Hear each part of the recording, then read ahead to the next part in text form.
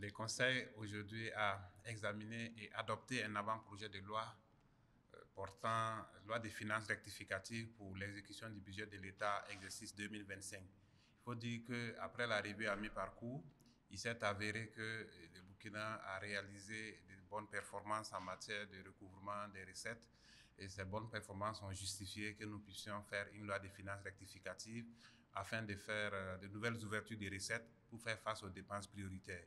À ce titre, il a été ouvert des recettes à hauteur de 150 milliards pour faire face donc à des dépenses importantes, notamment des dépenses d'investissement et des dépenses structurantes.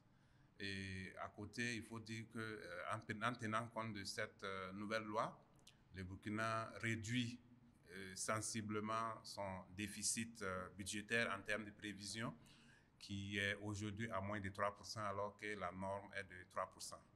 Et en plus de ça, l'épargne budgétaire a été améliorée et également donc, tous les indicateurs en ce qui concerne donc, le budget ont été améliorés, ce qui montre que des efforts ont été fournis dans les 6 mois passés, mais il faut encore continuer des efforts pour mobiliser davantage de ressources afin de faire face aux dépenses prioritaires.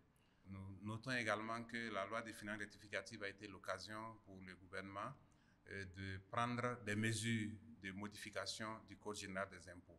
Parmi ces mesures, il y a une mesure qui consiste à faire en sorte d'exonérer les aliments poissons de TVA, parce qu'avec l'offensive agro-pastorale et halieutique, nous constatons que la pisciculture est en développement et il faut accompagner cette dynamique à travers donc, la maîtrise des coûts des aliments poissons.